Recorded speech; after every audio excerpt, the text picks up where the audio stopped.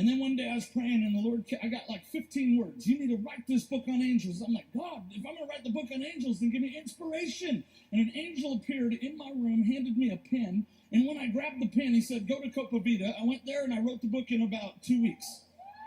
The download of the next 7 chapters came. And God supernaturally gave it to me. And some of you that just heard that right now, you're like, wait, did you just say an angel gave you a pen and then you wrote a book? Yes, and he wants to do it with you too. Come on, how many know that this gospel we're preaching is not natural, but it's supernatural, right? And so what's amazing is I was praying and I had an open vision. The Lord took me into this vision and I saw, it was like Paul says, when I was in the body or out of the body, somewhere with God, I got taken into this council room and there was Jesus with a map of the whole world. And he took out this like stick, this staff, and he started striking places on the West Coast. And fires would begin to spark up, and he struck them all over. And there were so many places that he struck, and then they started to spread all across the U.S. and all across the world. And the Lord said, it's time for the West Coast Rumble to begin to go out. And so we just decided, you know what, we're going to do this.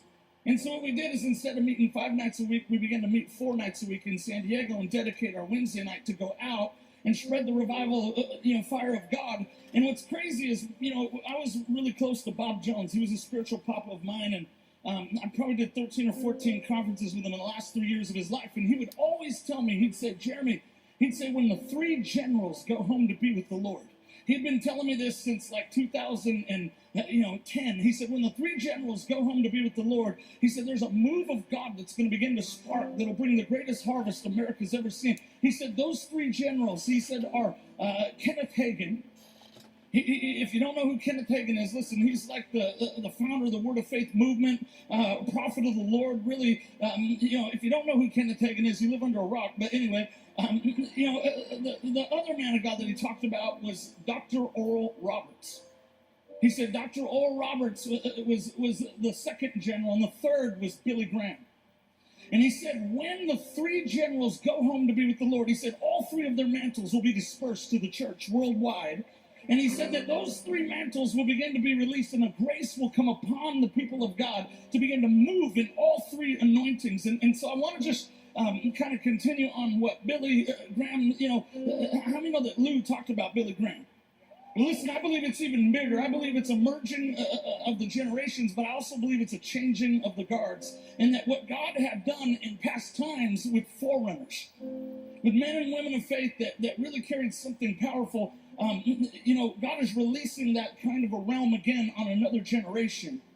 And he's looking for people that are hungry, but here's the deal. How many know there's going to be thousands of those that are walking in Dr. Oral Roberts' mantle? I don't know if you guys know, but Dr. Oral Roberts moved in healing, miracles, faith. I mean, we're talking they'd line up 3 miles of people, lay hands on them all, and almost 98% of them would be healed when he had a fire that would come in his right hand, and he would start to lay hands on them. And you know what's crazy is the Lord told us which day to launch the West Coast Rumble movement, and the day we launched it, he had died 5 hours before. And so, what's interesting about it is that I thought it was no coincidence. We've been hosting revival for 2 years. Now the Lord says, take it out and begin to release it everywhere that you go. And when we actually set the date, the first day is when he went home to be with the Lord. And what's crazy about it is every venue we've gone to since has been standing room only. The miracles that have been breaking out. We're talking like metal dissolving out of bodies. We're talking people that have tumors and paralyzed bodies. I mean, we went to Arizona and we went over there and preached, and the power of God hit that place. People that had strokes that came in the meeting with walkers and canes and could not walk, could not move. They were throwing their canes across the front of the building.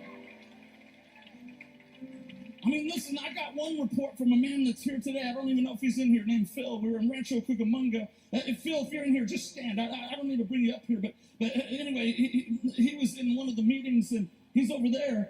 And he had 3 blood clots. And we called it out by word of knowledge and began to pray. And he already went back to the doctors. They can't find the blood clots anymore, you guys.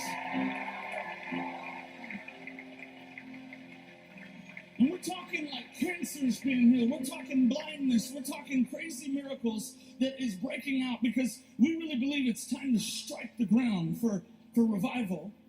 And so listen, I'm telling you, we're not gonna waste any